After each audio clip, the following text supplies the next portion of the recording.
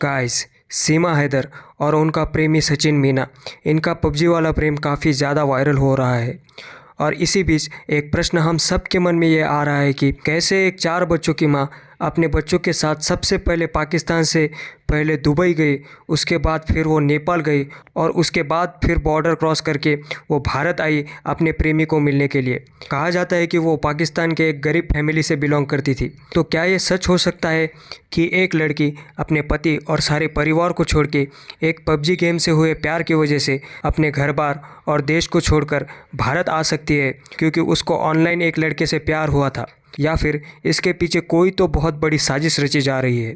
क्योंकि पाकिस्तान की अगर हम हिस्ट्री को देखें तो पाकिस्तान ने अपने जासूस भारत में डिप्लॉय करके भारत के लोगों को फंसाकर उनसे खुफिया इंफॉर्मेशन निकालने का घिनौना काम कई बार किया है। पाकिस्तान हमेशा से ही भारत में इंटरनल डिस्टर्बेंस करने की कोशिश करता आ रहा है, फिर चाहे वो खुद भूखा मर जाए, इससे उसको कोई फ़र्क नहीं पड़ता। अब ये जो केस है सीमा हैदर और सचिन मीना वाला, ये अब एटीएस ऑफ यूपी पुलिस के पास पहुंच चुका है और वो इस पर छानबीन कर रही है क्योंकि उस लड़की के बयान जो सामने आए हैं वो कई बड़े बड़े सवाल खड़े कर रहे हैं। जैसे कि पाकिस्तान में ज़्यादातर उर्दू बोली जाती है, जहाँ के लोग हिंदी ज़्यादातर बोल नहीं सकते और जो बोलते हैं वो उतनी एक्यूरेसी और फ्लुएंसी के साथ बोल नहीं पाते जितनी आसानी से ये महिला बोल रही है। हालांकि आश्चर्य की बात यह है कि उसका प्रेमी जो सचिन मीना उसका नाम है, वो भी इतनी आसानी से हिंदी बोल नहीं सकता जितनी आसानी से और जितनी फ्लुएंट तरीके से वो हिंदी बोल रही है।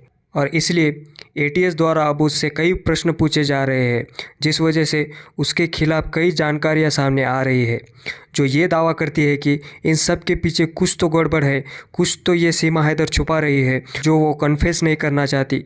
हालांकि एटीएस ने इस जानकारी को पब्लिकली नहीं बताया है, लेकिन सूत्रों के मुताबिक कुछ बातें सामने आ रही है। तो जब सबसे पहले एटीएस ने उससे पूछा कि तुम बॉर्डर क्रॉस करके इतनी दूर भारत कैसे आई, वो भी किसी को भी इस चीज़ का पता नहीं होने दिया ये उसने कैसे किया। क्योंकि जब एटीएस ने उनके फैमिली बैकग्राउंड की छानबीन शुरू की तो ये सामने आया कि उनका एक भाई पाकिस्तान मिलिट्री का हिस्सा है। तो ऐसे सवाल उनसे पूछना काफ़ी लाजमी हो जाता है और जिस तरह से डिप्लोमेटिक आंसर वो दे रही थी, जिससे ऐसे लग रहा था कि उसे ये सब बातें बोलना सिखाया गया है, इस वजह से एटीएस का शक उस पर काफ़ी ज़्यादा बढ़ रहा था।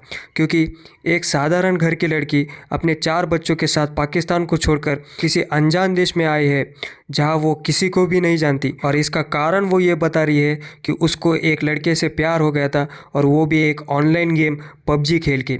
अब इतनी बड़ी हिम्मत का काम करने के लिए या तो किसी को बहुत ज़्यादा बेवकूफ़ और हिम्मतवान होना चाहिए या फिर उसे इस चीज़ की ट्रेनिंग दी गई है और उसे एक जासूस बनकर भारत में भेज दिया गया है। इस महिला के जब इंटरव्यूज़ लिए गए तो कई इंटरव्यूज़ में उन्होंने कहा कि उनकी शादी 2014 में जब वो 19 साल की थी तब पाकिस्तान में एक लड़के के साथ उसकी शादी कर दी गई।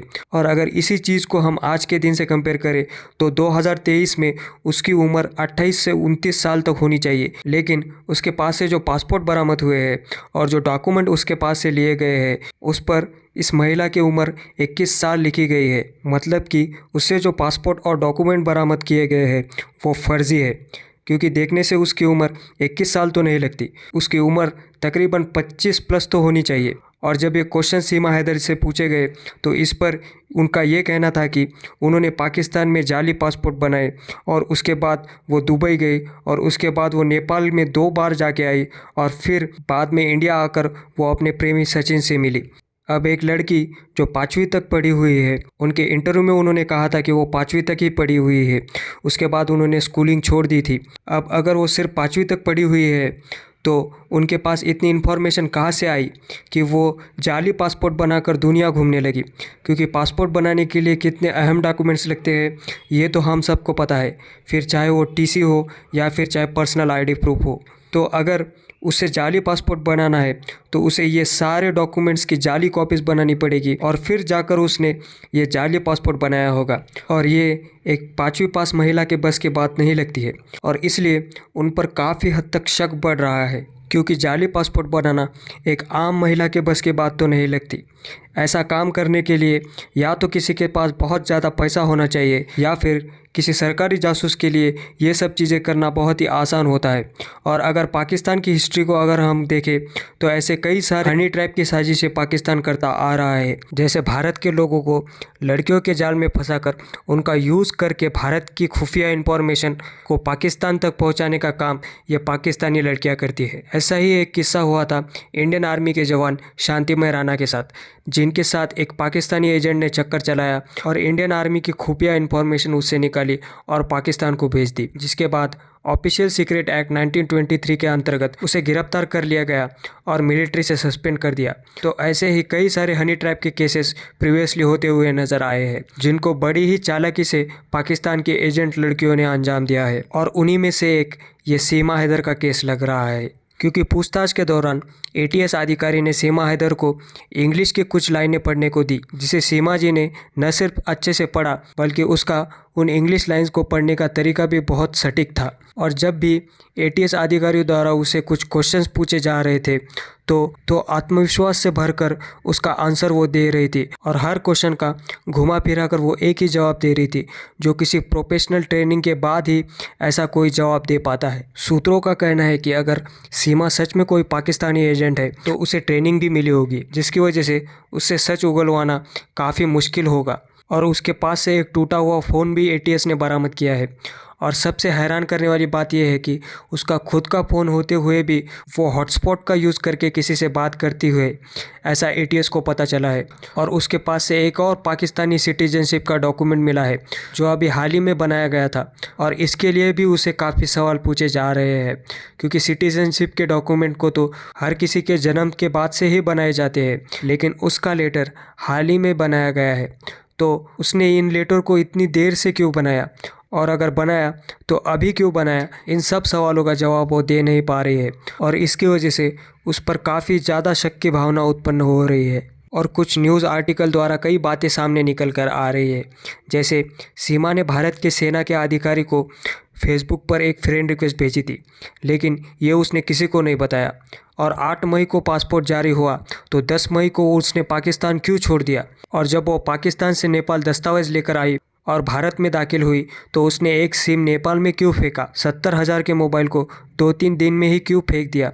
सीमा ने शुरू से ही बताया कि उसने 12 लाख में पाकिस्तान में अपना घर बेचा और फिर उस पैसे से वो भारत आई, लेकिन मकान बेचने की अब तक कोई पुष्टि नहीं की गई है। वहाँ उसके किराए के घर में रहने की पुष्टि हुई है।